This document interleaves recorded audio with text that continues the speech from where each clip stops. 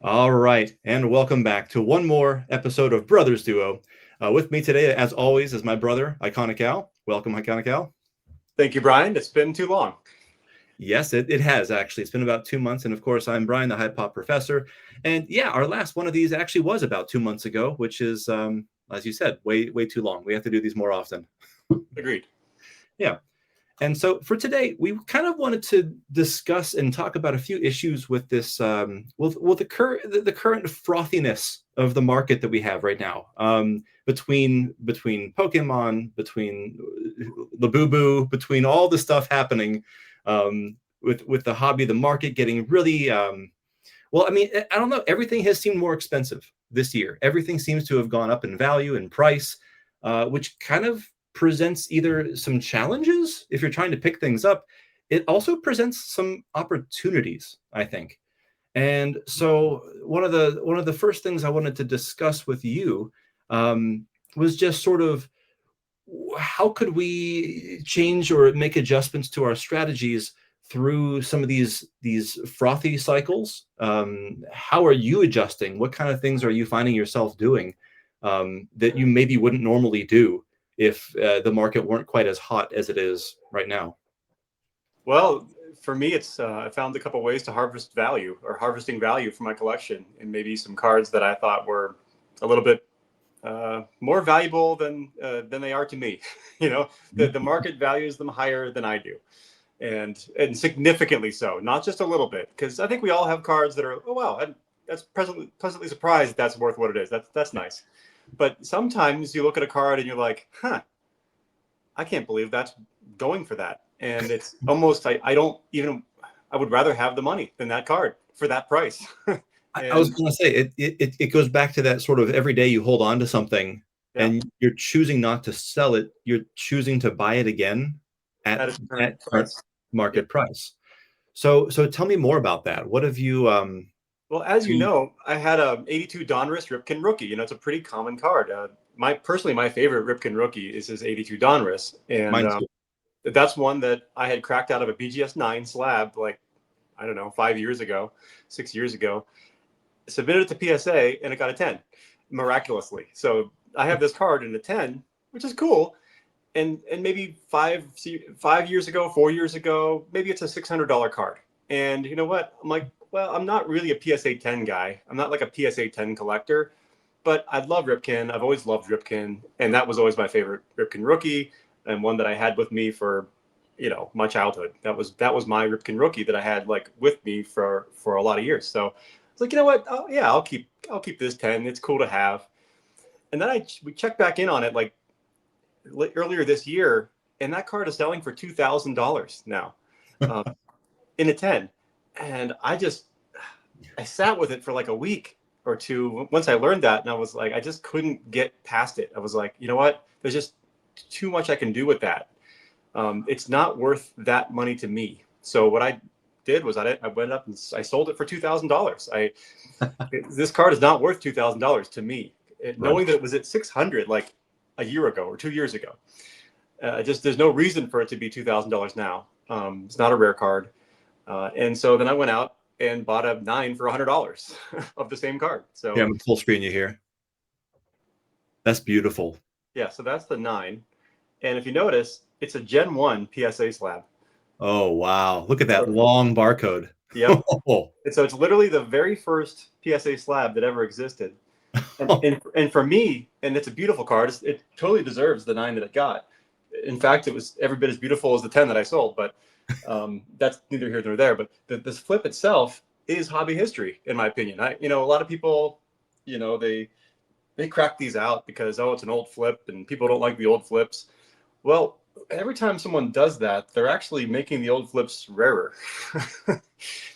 So I don't know, especially the OG. This one, the OG flip. This is the first one, and I have an alternative view on that. I think as long as it deserves the grade that it got, there's no reason to crack that out. I mean, I love having that. It's really, you fast forward 30 years, and that will literally be like one of the first batch of cards graded. Period. So I like that. I think it's cool to have like one of the very first cards graded. Period. That is a fascinating take. I think with so many people wanting to keep their flips current and modern and up to date, and with the fugitive ink and with the color changing little PSA logo, that is a hot take. That's a fresh take there. I love a vintage flip. And I love the old SGC flips a lot better than the modern SGC flips, and I think those will age better as well because we're going through a tumultuous period right now with SGC, and the old flip, it was done, graded, and encapsulated during a time when SGC truly was a boutique grader that specialized in pre-war. So I think the grades are very accurate from that time period. I mean, so I like having a lot of my pre-war cards in old SGC flips versus the new ones. I just like the way they look, for one. And then number two, I just think there's I don't know, there's like a nostalgia there that it's like the old days of SGC, and who knows how long they're going to be around, period. But when you go back to those old flips, it's like, oh yeah, old SGC, back when they were, really a boutique pre-war grader. That's amazing. I have similar warm, fuzzy thoughts for the old BGS slabs as well, where Very they had hard grading. the four subgrades on the back. This is back when they were like they were the #1 company at that time, and they were grading hard, tough as nails. You couldn't. Case in point, I cracked my Ripken out of the BGS 9, a very old BGS 9, Yeah. and it got a PSA 10. Yep, they're okay. Case in point. And so this is why I love the old Beckett slabs that have the subgrades on the back, for the exact same reason. Now, that being said, I also did the same thing with 92 Bowman Piazza. It was also an old BGS slab, quad 9. Sent it in, came back a PSA 5. So yeah, your mileage may vary, but I had to go for it, right? After seeing you do that, I was like, oh, well, this is easy, right? Sometimes it works, sometimes it doesn't. There you have it. Now, I heard you say something in there. And I'm gonna pick your brain a little bit on this. You mentioned that card. So old, amazing old Gen 1 flip notwithstanding, how does that card itself, how does it actually look in comparison to the one that you sold for $2,000? Every bit is nice. The centering, the front centering is bang on, or dead nuts centered, as Double D would say. Dead nuts, yeah. Yeah, dead nuts centered. The very cherry looking. Right. It's pretty cherry, all right. Yeah, very the cherry. back centering is a little bit off, but back centering doesn't really matter to me. No print defects, beautiful color. It's a 9. It looks every bit as good as the 10 that I sold. So would you say your 10 was a mint card? Yeah. And you would say the card you currently have is a mint card? Yes. Okay. So essentially harvested. And yet someone's going to pay, 20x for that mint card versus the mint card you have in your hand. Yeah. This is why I call it harvesting, because it's like you're trimming off the top of the wheat or whatever. You're not plowing under your crop. What you're doing is skimming off, harvesting the excess. Yeah. And so, in my opinion, that PSA 10 Ripken was excess capital or excess value that needed to be harvested. I needed to get that back, and I still have the card in pretty much the same condition. Since when was in my book it is the same condition. I'm sorry, they're both mint cards. Right. It's just one of them has an absurd price tag that for some reason the market wants to pay that. I'm not a buyer there, but yeah, that's fantastic. You literally cashed out. Yeah. $2,000. We can whine about grading and whine about the 10 premium, or we can use it to our benefit. And I think that's one example how that can be used to one's benefit. We could also whine about it. We could do both. Yeah. It's not mutually exclusive. That's true. We can't whine. I mean, the reason I send cards to PSA is because because people actually do pay that absurd. I don't understand it. I don't get it, but I will take advantage of it. And you do a really good job. You do it more than I do. I mean, you do a really good job of that. Sending cards away. You generally sell the 10s. I do the 9s, and that's a beautiful strategy, I think. I mean, it's not that I will never buy 10s. I have a few. I have a handful, but like I can count them on one hand. Like it's not that many.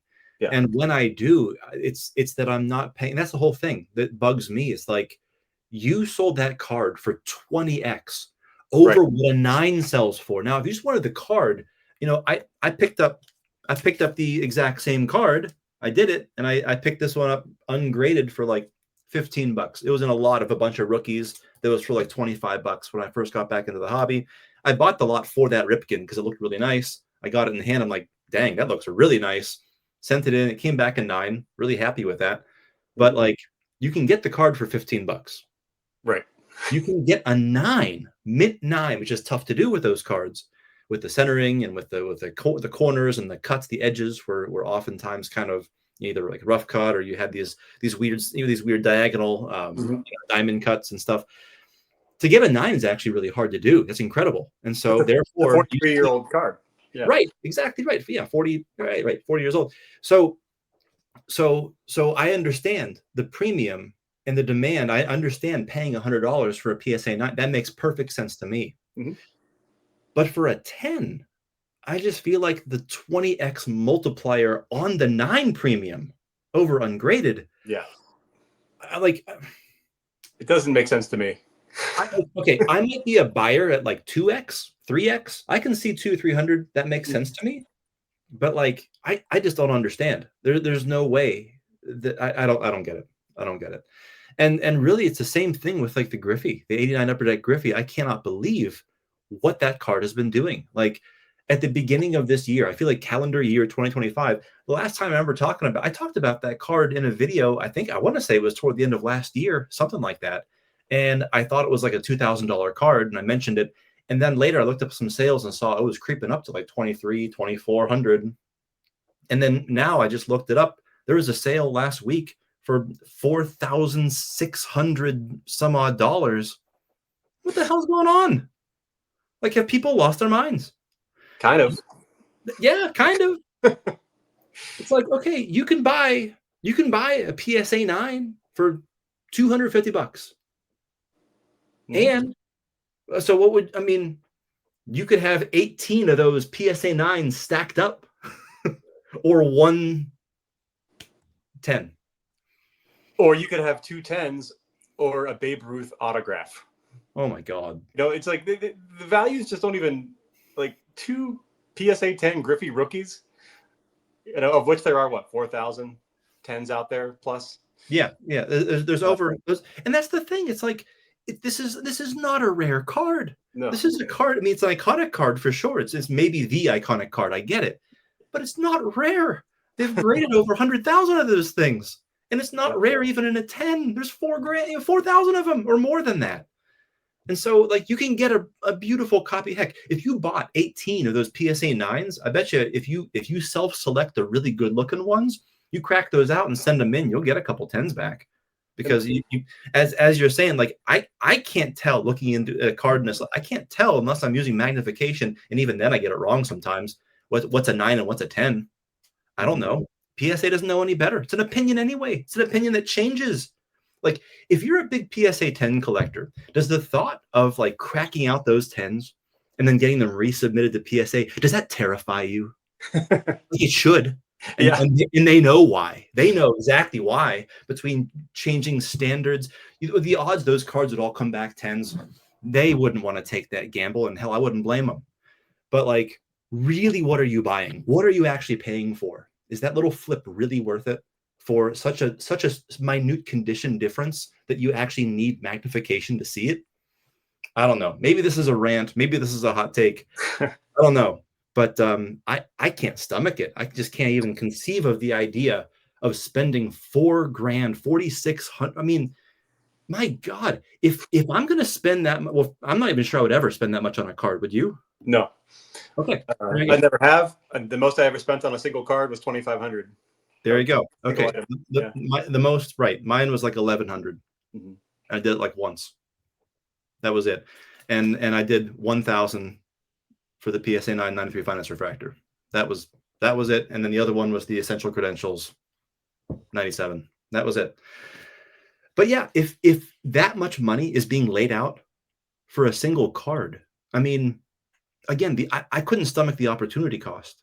I mean, any day of the week, give me a 98 PMG Maddox. Give me a 98 Crusade Red. Give me something that's actually rare. Give me something that's actually scarce. Yeah. While we're on this tangent, maybe we talk about the modern 5-figure baseball card. The modern. Sure. I mean, this is a phenomenon that is not something that existed 15 years ago. I mean, That's a good point. I mean, yeah, you had vintage cards that were Right. Yeah. Short of 52 mantles. Those Yeah. certainly were. These cards, have proven themselves through liquidation events, economic chaos. Like they have stood the test of time. So we know, that a Jackie Robinson, 49 Leaf is going to hold up just fine. It will be volatile along with everything else, but it'll be fine. Yeah. But we don't know how these modern cards are going to hold up. If there is, well, it's only a matter of time before there is some kind of a liquidation event, some kind of a economic event that causes a correction of some kind where people are rushing to safety and liquidating assets because they have to or because they want to. And at times like that, the market gets very thin. Nobody's buying, everyone's selling. And I don't think we've really seen that yet, if in the modern sports card realm here, since the 5-figure sports card bonanza has started. So I would love to see a chart of how many modern 5-figure sports cards exist and see how that has climbed over the last 10, 15 years. Yeah. From zero, basically, like that wasn't a thing, to now. Can the market cap support that? Are you talking like modern 5-figure cards? Yeah. Yes. Yeah. Mm-hmm. But you could make that same chart with vintage and that you would see the same thing. Yeah. No, you're exactly right. I mean, even the hyper rare, super rare stuff, the 24 karat golds and the PMGs, back when our dad was getting those for Barry Bonds, I mean, buying those during the years they were coming out, or even the years right after then, I think those were a couple $100 maybe. Right. That was high end. I mean, that was high end. Yeah. Or for a even modern 1,000 sports would have card. been like, Yeah. He was buying the PMGs for like $200 at a show, and that was like almost unheard of. right. For you to spend like hundreds of dollars on a modern baseball card. That was like, what are you doing? Yeah, that's right. That's exactly right. And I know inflation's a big part of that, why a lot of these things have exploded, but these markets have limits, and I think we're about to test those limits at some point. What advice or what would you tell someone who dabbles in the ultra high end? They're picking up these 5-figure cards and they're wheeling and dealing and they're getting into that ultra modern stuff. What would you say? Or even 90s? You know what? If your net worth is $50 million, then let it rip, I guess. But I wouldn't be able to sleep at night if I owned a sports card that was worth 5 figures. I just I wouldn't feel comfortable with it. Now, unless it was a tiny fraction of your net worth, and unless it was a Babe Ruth that I felt very confident, that would outlast any economic downturn and would be just fine long term. That's a different story. There are degrees of safety. There's a big difference between a 5-figure Pokemon card and a 5-figure Babe Ruth card. I mean, that's a big difference in terms of safety. That is a big difference. And I tell you what, I'm ordinarily I wouldn't really care at all about Pokemon cards, except that my daughter is into it and she's buying them. And I just, the other week I submitted 6 cards of hers for more PSA grading. I looked them over and I think they got some good shots at being a 10. Mm-hmm. So we're gonna see what happens. But even in the last order that we sent out, there was only a 1 card order that she wanted me to do. Came back at 10, and this card, even when we got it back and it was somewhere in like the $80-$90 range, 100, that card's now selling for 130, 140, like regularly. Like this market is just ridiculous. And I mean, as long as I can still, when this order comes back, as long as I can still sell, and as long as the bubble is still large, I mean, we're going to do that. We're going to try to, capture that value, harvest, as you were saying. Because again, that 10 premium again makes absolutely no sense for ultra modern. How again, we're like a PSA 9, a card might be worth $20 ungraded. A PSA 9 is also $20. Yeah. And then a 10 is like 100, 120. This is my unsolicited advice to anybody watching. This is a really good time to shake the bonsai tree. Shake it. Shake it, and whatever comes out, whatever isn't nailed down, if it's not part of your long-term collecting vision, then this is a great time to sell those things that come out of the bonsai tree when you shake it. So that's what I've been doing, basically. I've been shaking it down, and whatever comes out that I can say, oh, you know what, that's excess. that does not need to be part of my long-term collecting strategy. I'm going to, cash out now, put that, bank that, put that, I'm doing other things too. Like, as you know, I stack precious metals and stuff like that. So, much better time, I think, to store some wealth in precious metals, things like that. But it's a really good time to shake the bonsai tree and see what comes out. See what leaves fall out of there and Yeah. make the most of it. That's kind of what I did at the Philly show. It was one of more of those shows where like I had some amazing pickups, but honestly, I sold way more than I bought. And I didn't expect to do all that much selling, but I ended up doing it.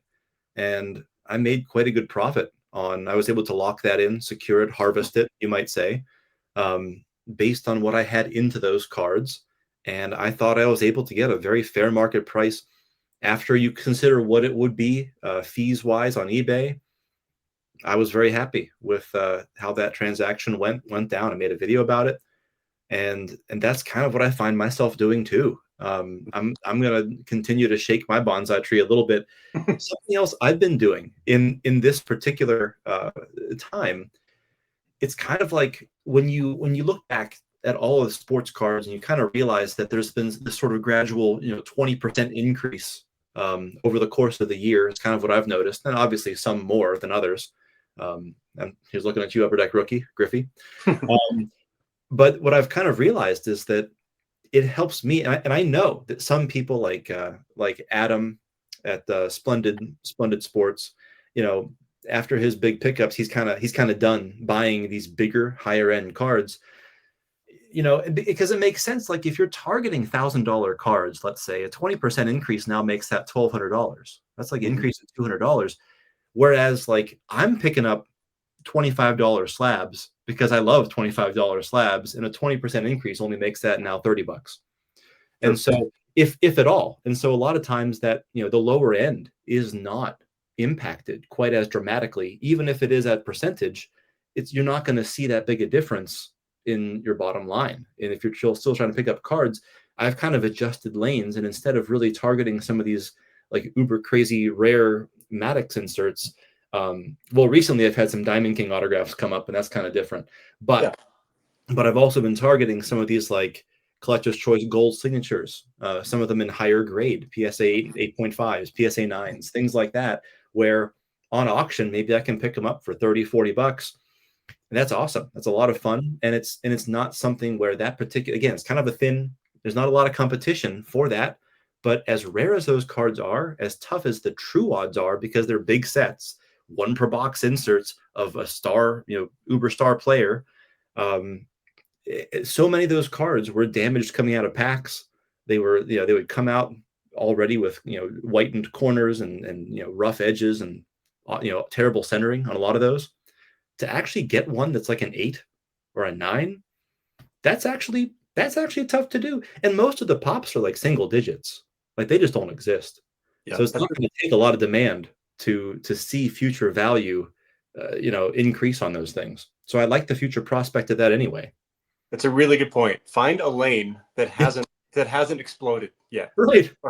Find stuff that hasn't run yet. The high flyers are the ones that are going to drop the hardest. The ones that have moved the fastest in the last 10, 15 years, the cards that have just gone parabolic and exploded out of control are the ones that are going to drop the hardest. So the one thing that I've moved into, you said you found some inserts that are extremely rare but really haven't run. Yeah. That's a great strategy. I found these last few years of the National, instead of targeting cards, I'm looking at rare slabbed autographs, because I don't see that those have appreciated significantly. Like the cards of these guys might have, but like last year at the National, I was able to pick up a Cy Young autograph. I mean, yeah, I just feel like most people are looking at the Cy Young T206 or the Walter Johnson, T206 or T205. And this past year at the National, I picked up a Walter Johnson autograph. I mean, to me, that's tremendous value still. I mean, I don't feel like I should be able to afford something like that, but I can still somehow, right, if I save up for it. But like it's a lane that people aren't looking at really. So I'm not concerned that the price on a Walter Johnson autograph is going to drop meaningfully from where it is now, just because it hasn't run. It hasn't really gone up much.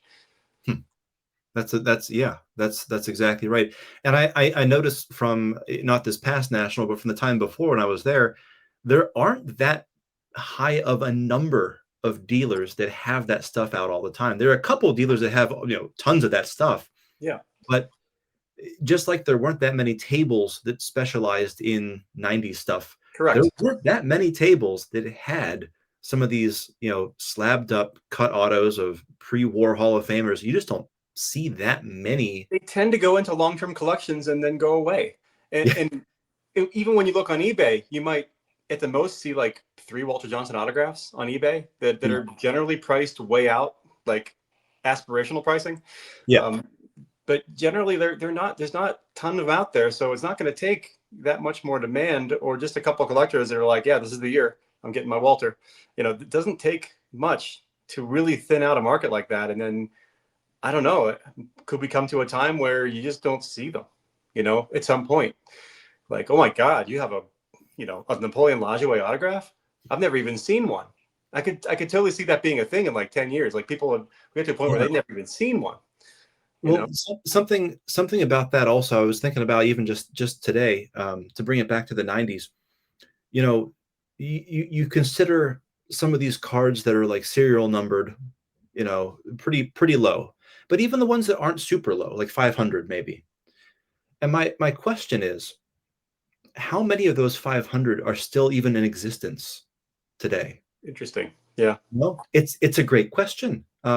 And so I was thinking hard about this because especially if it's not like Griffey or Barry Bonds or one of the big star players, yeah, like people probably would save those, know what those are.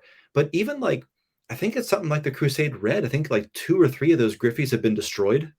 Like it's been recorded like they've been lost in floods or damaged or like torn in something awful has happened to them. Yeah. And so it's really like out of 22 instead of 25. Like they're gone. Like they're Yeah. no And longer how many exist. were pulled back in what was 98? How Yeah, many were pulled back in 98 by some kid who didn't know what right, the hell it was? And he's like, right. cute card. And then he like jams it into his binder page. Yeah, And yeah, then it bent in gets, half, and yeah, then it goes into a storage bin, a storage unit. And then and who their knows? mom finds it 10 years later. Is like, oh, Junior hasn't collected cards in a decade. We're just cleaning these out, so I guess I'll donate these or throw them away and Yeah. make Chuck them. space. Right, and then I got thinking too. It's like, well, what about if it's like a lower tier player? Like, what if it's a common player, Mm-hmm. or even a minor star, like a I don't Sean know, Casey. yeah, Sean Casey, Jason Giambi type, something like that, where it's like, definitely a good, I mean, an all-star caliber player, but not one that would probably jump out as having a big Mm-hmm. increase in value. It's like, how many of those are actually there? Yeah. And then I did an experiment because I was just curious. Like, I just took a random insert card. I took a 98 Bowman's Best refractor, just standard refractor, numbered out of 400. And I looked it up on the PSA Pop Report to see how many Griffies were actually on that Pop Report, like how many had been graded. Mm-hmm. And it was something like 12%. Hmm. Like only 12% of those cards of Griffey Right. even been graded. Well, there are a lot of 90s collectors. I'm looking at you, Bill, the Hall of Fame collector, that don't grade. A lot of them keep their cards in, one touches or, top loaders, and, they choose not to grade. And so that's a big part of, I think, the supply is out there, but it's not on any pop report. It's Our, in, our, our dad was the same way before he, decided to move out of his collection. Really, yeah.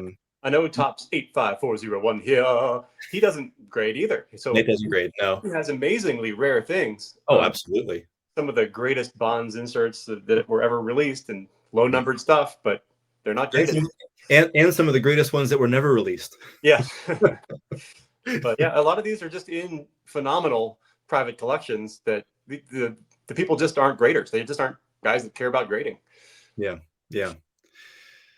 But again, seeing that low of a percentage either makes me wonder how many are still out there, what percent are still out there. Mm-hmm. You know, How I many are, think I how think many are going to come to the grading companies eventually? right, and of course, there's the chance too that the numbers on the pop are actually inflated because of crackouts and resubs. Yeah. Right. Sure. So when you consider that number, that whatever I saw, 12%, 14%, whatever it was, uh, when you consider that number might actually be artificially inflated, Hmm. okay, that gets even scarcer. I sort of assumed that you take a random out of 100 insert, and I part of me wanted to think that like 90 of them are probably still live. They're probably still around somewhere. But the more I kept thinking about it, and the more I just kept realizing that certain situations, and I think that it's probably, I mean, maybe like 30% of them are gone. I mean, we Very don't know. possible.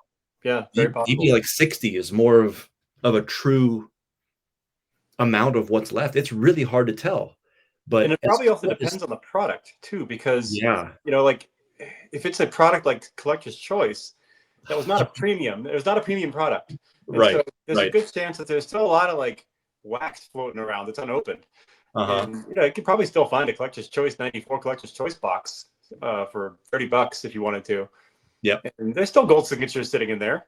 You Yep. know. Well, here's the other problem though.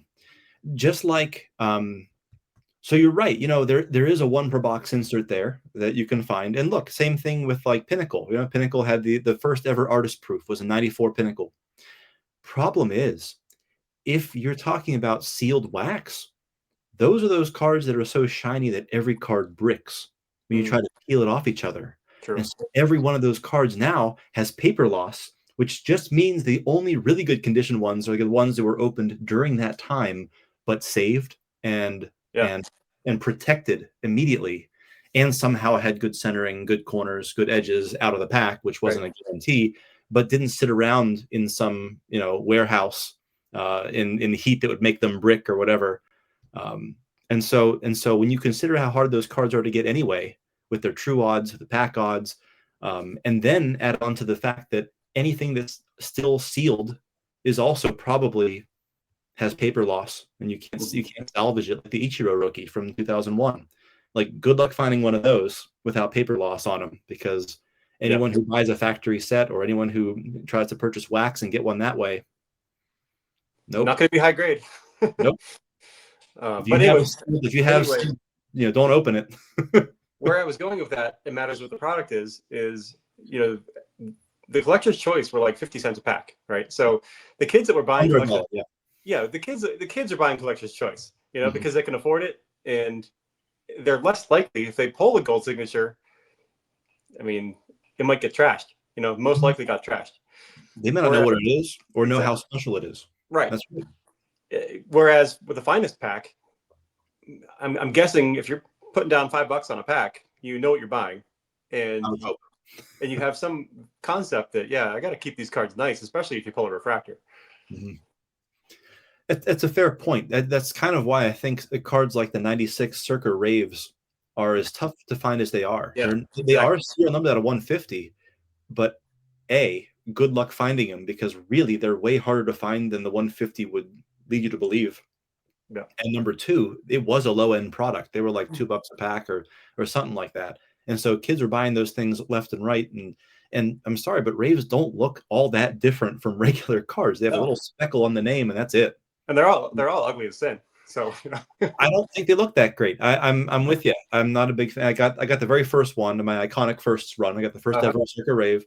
I don't care to get any of the Circa Thunder, like Super Raves or anything like that. They don't really do much for me. But the point stands. Your point is exactly right.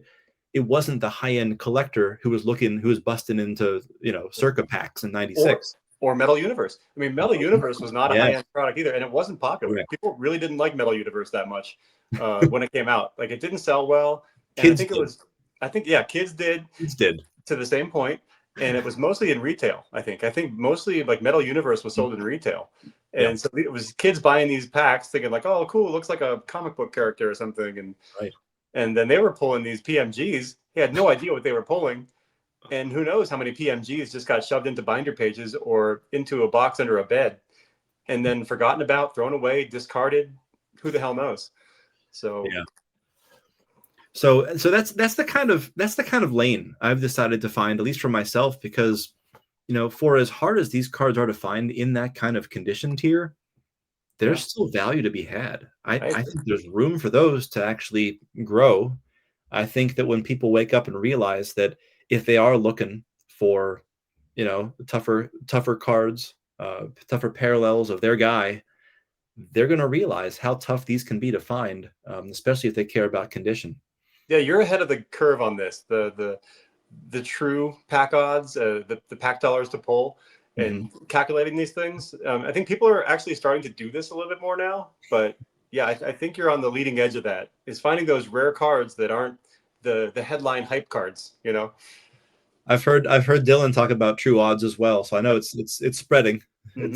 It's at some point it'll catch, and Oh yeah. and I have occasionally seen true odds show up on eBay listings in a title where Hmm. they'll put the actual true odds there, and because it's way higher than the pack odds are for that particular insert, so I know they're using the Yeah. true odds to make that calculation. When you have a set as gigantic as Collector's Choice, Yeah.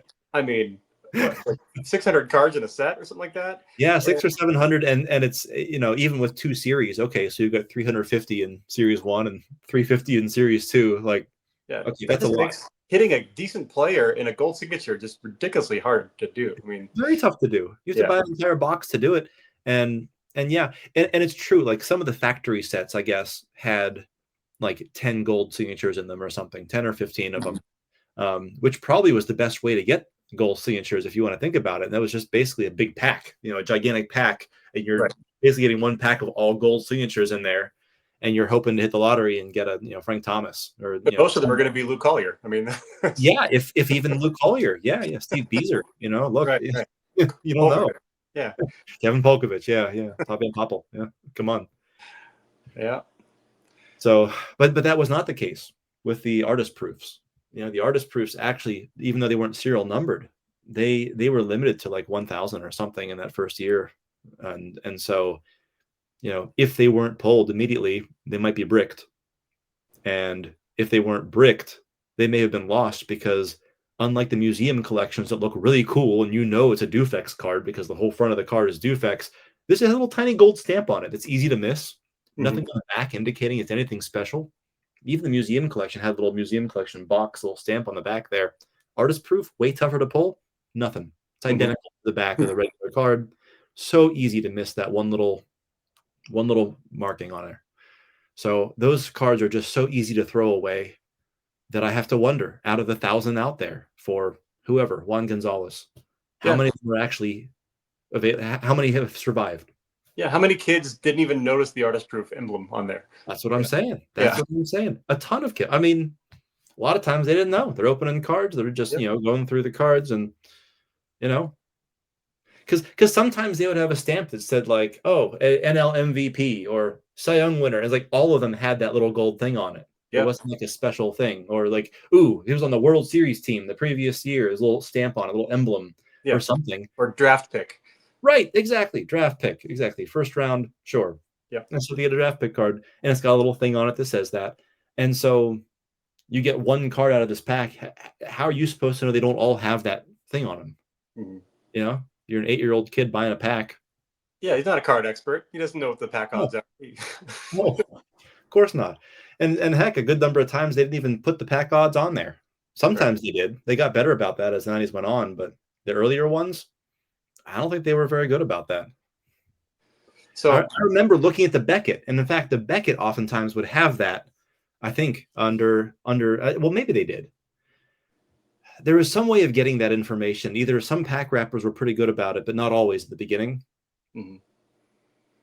Anyway, sorry, you were saying. So it's harvesting value Yeah. from the stuff that we feel maybe has moved Hmm. too far, too fast, or is valued higher than it is to us, to the market, and taking that value and either putting it in savings, waiting for a future purchase, or getting into a lane like you're talking about that maybe hasn't moved.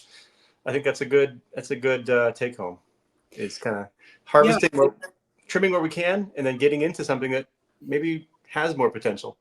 And I was thinking too, I had done a lot of selling and I was wondering about saving up for some big grail card. But then I was also realizing too that there actually aren't that many like truly big cards that I really want. Mm-hmm. And even if they did come available now, I wouldn't want to pay today's prices for those. Yeah, that's where I am too. So I might as well. So I decided, I had there were a couple cards in that $25 to $50 range, that I was wanting to get. And so I did, I got them. Mm-hmm. And I mean, I might go as high as 100, I'm not saying I'm not going to spend any money on cards. I do.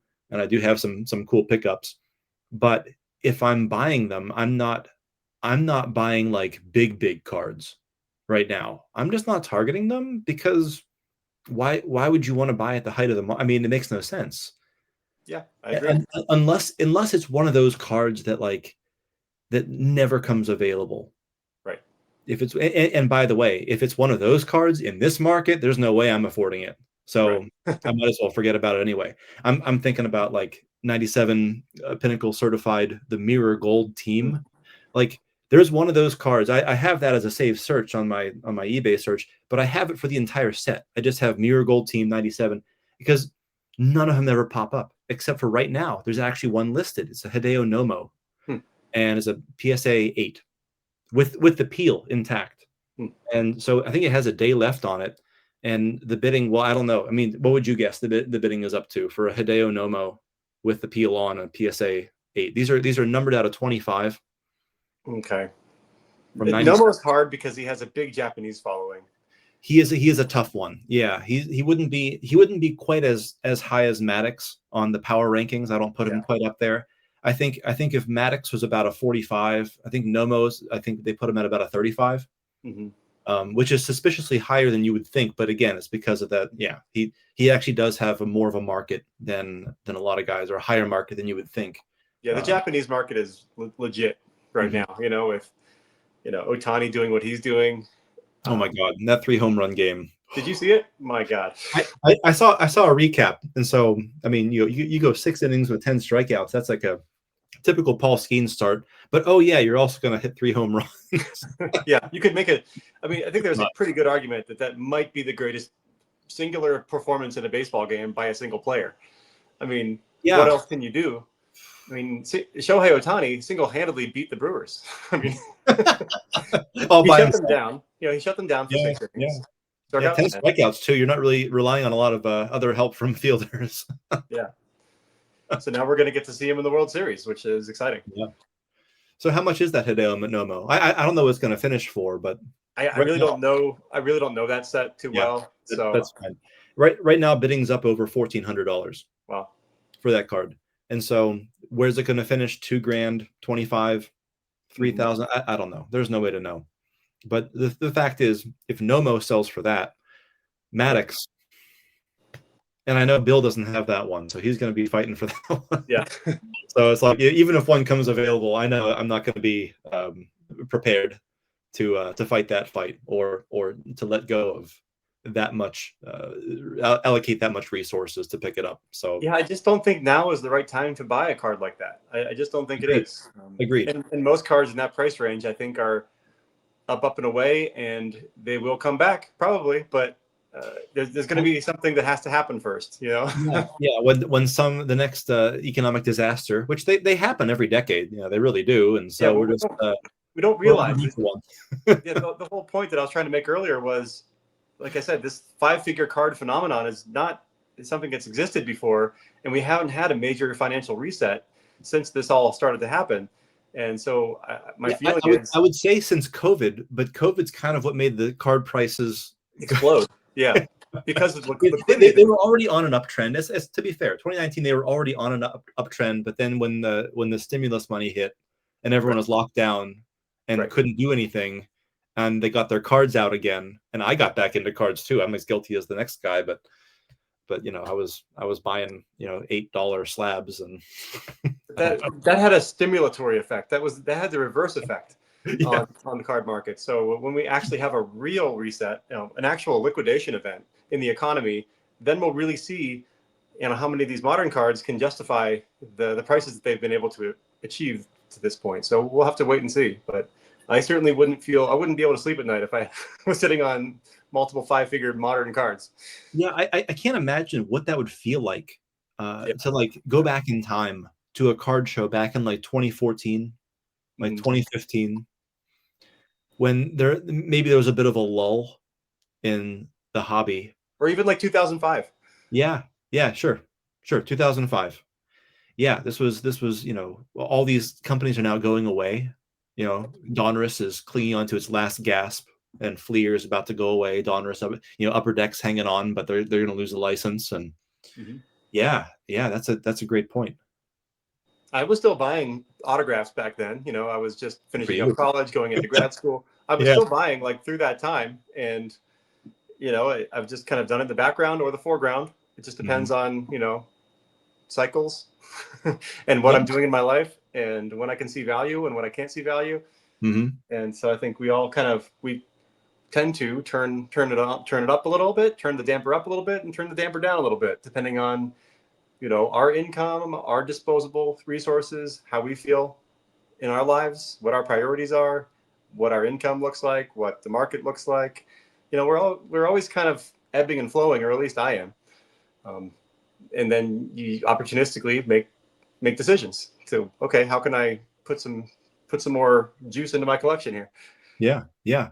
Well, I love that you kept on going all the way through. And I know, like Dylan, and we mentioned him before. I know he's also kept on going all the way through and Yeah. never really stopped. The way I And think about it, it's either in the foreground, the mid ground, or the background, but it's like always there. It's always it's over present. there.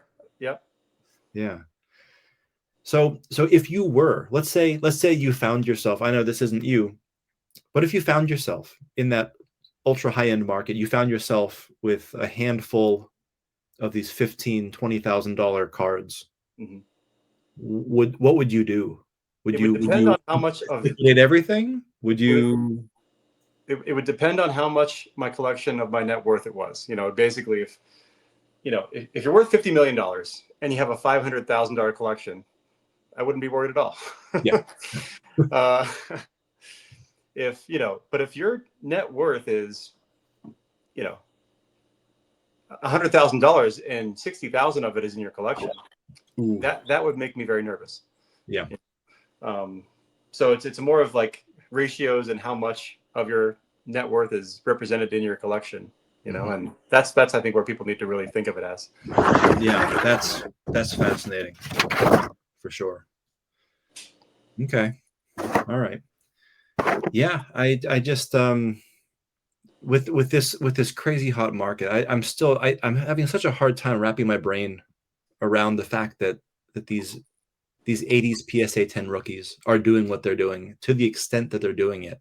Mm-hmm. If you had asked me last year before the craziness had gotten quite to this extent, and if had you asked me back when the Griffey was 2000, is that a good investment to get into that?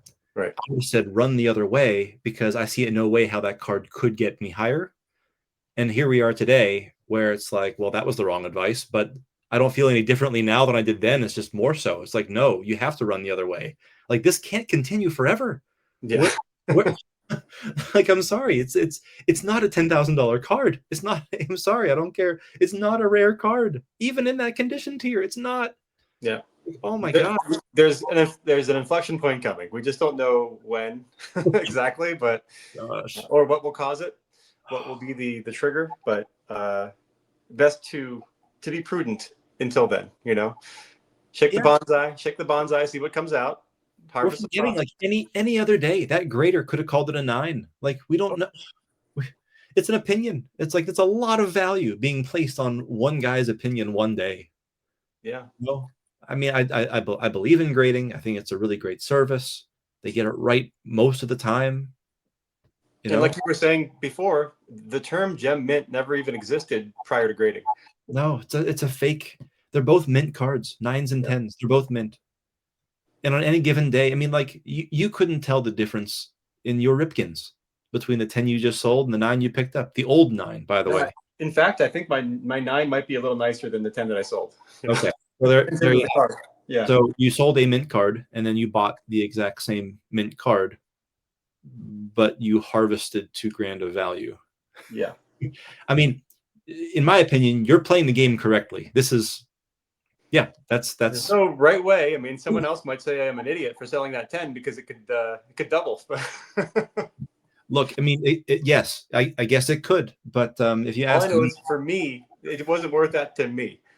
it's way more likely, in my opinion, that it's going to be chopped in half and then chopped in half again. And Yeah. I think, I mean, again, to me, like I said, it would make sense. The only way I'm picking up that card is if the multiplier is like a 3x multiplier, not a 20x.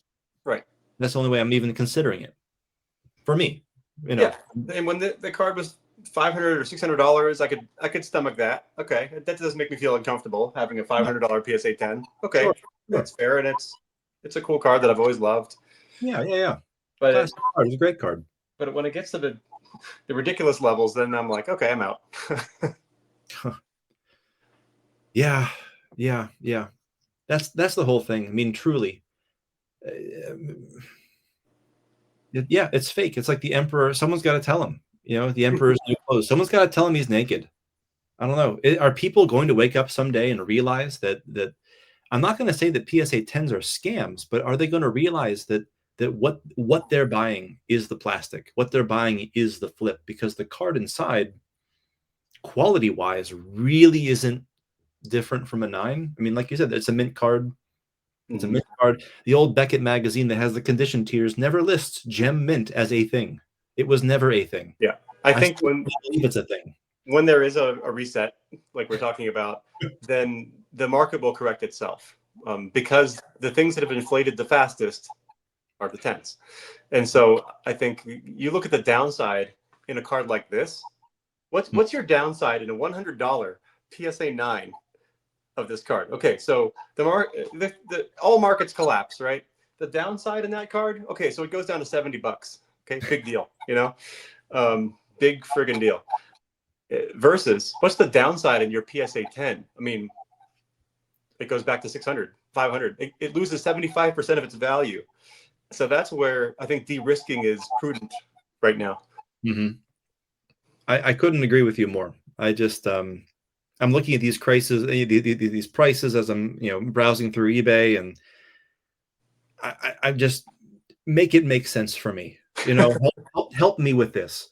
Like I know that we are of a similar mind, but I also know that you do a pretty good job defending the difference in being able to separate and set apart and distinguish between 10s versus 9s, and for investment, I guess, would be the argument, and saying that if these subset of mint cards are just slightly better than the other ones, that improves desirability and collectability and makes it a little more exclusive, and so you have all this.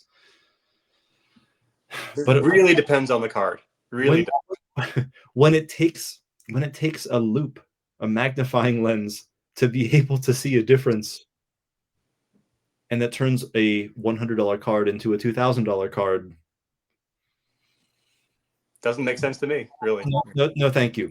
No, thank you. I will take the $100 card every day, and I will take the $2,000 and either sit on it, or I will not sacrifice that opportunity cost and get into something actually rare, or get into something that something where the grade doesn't matter. There you go. You just said it better than. Yeah, that's right.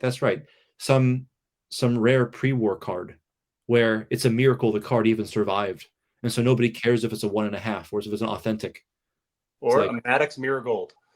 There you go. It doesn't really matter if it's a 6. It really doesn't. Look, earlier this year, I think it was in May, there was a Maddox 96 Select Certified Mirror Gold. I think it was on Heritage, and it sold for it was a PSA 7. I think it was a 7. Maybe it was a 6. I think it was a 7, and it sold for like $1,900, and I could not believe it went that low. Had I known it would have finished then, and had someone said, "Hey, this is available for $1,900," I would have found ways in my collection. I said, "Look, I'm going to sell this. Mm-hmm. Give me that card." I am a player for that card for that price. PSA 7, 19. Yes, I'm going to find a way to sell things and move things around to make that happen. But yeah, that's exactly a perfect example. Give me that card every day of the week. 30 made. I don't care that it's a 7. I don't care if it's a 6. I mean, heck, and if the condition matters that much, and it might be a surface thing, maybe risk peeling it and get a glossy surface, get the full shine, the full brilliance of that card. I don't know. I mean, there's not even a question of what the better card there is. I don't know, especially considering that any Griffey 9 on any given day still could be a 10. Yeah, it's a big difference between a card that is worth a given amount of money because of the grade. Yes. Or it's worth a given amount of money because of what it is. And I think that's really what, I think we both agree that it's much more desirable or advantageous to buy what has value because of what it is. Card matters more than the flip. Yeah. Card matters more than grades are good, and grades do matter. And grades can enhance, but it has to be special on its own. Yeah, and yes, I know there are examples of commons from the 1960s where you have a PSA 10 common player and it's worth thousands because people are putting sets together and they want their average set rating in the registry to be so high, and they're willing to pay. That's kind of its own little microcosm. Yeah. And likewise, are you aware of the PSA 2 Griffey rookie phenomenon? No. Okay, so this will be a fun way to break your brain. Now I haven't checked on this in like a year and a half, so I'm sure these prices are all wonky. But back when PSA 9s were like $150, $200, and back when PSA 10s were only $2,000, there was a phenomenon where a PSA 2 was selling for like $800 because it was well popped. Well, because here's why. There are collectors out there that want to get the entire run of grades in that card. Yes, they want to get the 1, the 2, the 3, the 4, and it's really hard to get 1 and a 2. Really hard to get a Griffey rookie in a 2. So and it was like 15 on the pop report. Like none of them existed. Right. And so you put a 2 up there on auction, and it ended at like $600, $700, $800. And I have no idea what's happened now. But if that's not that's so wrong. It's so wrong, because you could take an 8 and turn it into a 2 if you really wanted to. Well, yeah, if you know what you're doing, you're taking the gamble. How's that for a gamble in the hobby? Like, hey, we're gonna crack out this 6 that we got for dirt cheap. We got a PSA 5 over here, and we're gonna crack it out and try to damage it just a little bit, and get it down to a 3 or a 2, and see. A crease would do it. Yeah. But how bad of a crease? Where's the crease going to be located? Right. Yeah. That's a 2 crease. Yeah, that's a 2 crease. Yeah, that's a 2. Yeah. And then of course people are trying to get all the half grades too. 3.5, 4.5, 1.5. That's ridiculous. So that's a fun little aside. I mean, look, we can say that there's no right or wrong way to hobby, right?